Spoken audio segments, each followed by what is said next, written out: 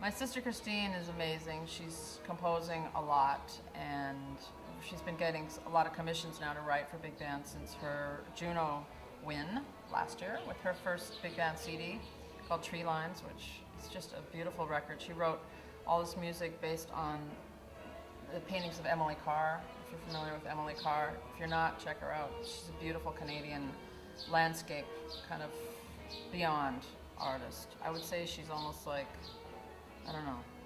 Well, I won't compare her with anyone, but she's just amazing.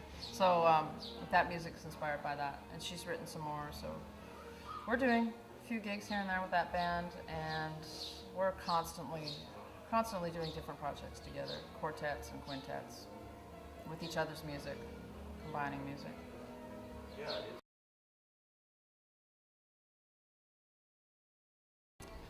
I play with a lot of great, very, very intuitive players, and like people that I feel like we can get inside each other's heads and just phrase things however they are, completely off the page, but totally together. And with Christine, it's another level. Like we can actually communicate to come in and create a line behind someone's solo that I couldn't. I'd have to discuss that with someone else. Say, hey, let's try and do this guy tone line here and support this part of the tune, and then get out. With her, we can just sort of this, and we can actually almost do this live composition together. So we're orchestrating and creating textures that lift the tune and then take it somewhere else. And people come up and go, wow, can I see that chart? That sounded really long. Who wrote all that out? Like it's 16 bars long, because we're just taking the harmony and the melody and what we know from our own relationship to create stuff.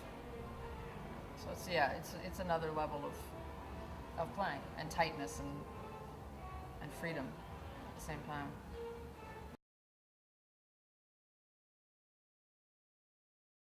I've been playing with Maria for a long time, since 1995 at the Vigiones, the Village Vigiones Club, which is no longer.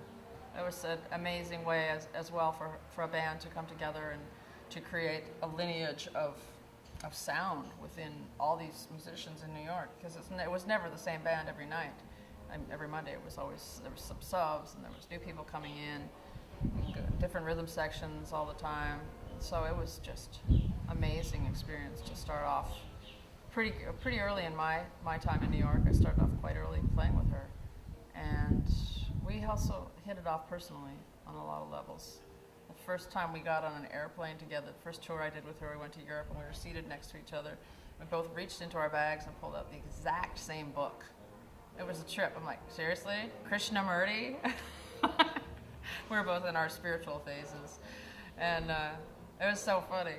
So from then on, our relationship, also my relationship with her music, the first time I heard it, it wasn't like, oh man, I really got to get this gig.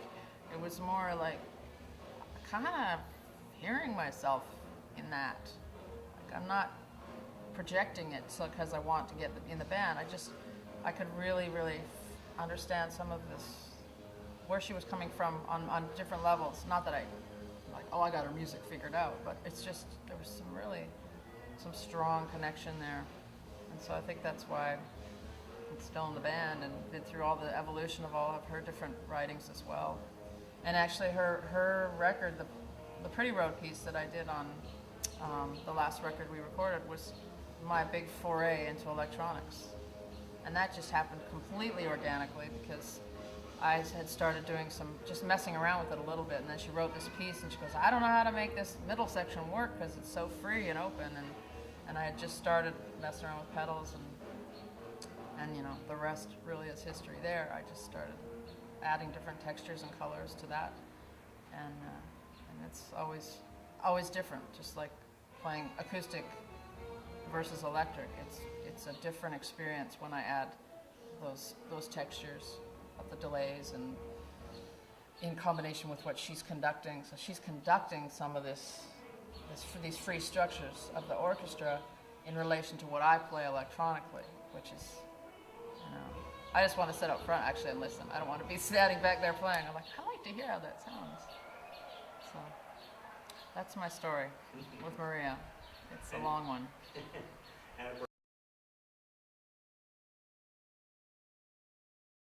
Yes, yes. Well, we're not doing any of the pieces with her with the electronics today. Yesterday, Darcy, of course, now he's got me into it too, which is a drag because I have the suitcase of all this stuff now. But it's also really fun. So yesterday I got to do my Jimi Hendrix thing, which is distortion, wah-wah, and some crazy delays. And when it works, it's great. When it doesn't... They look at the sound man, though. Yeah, I'm the sound guy. No, it's always my fault. It's human error when the electronics don't work. Well, cool.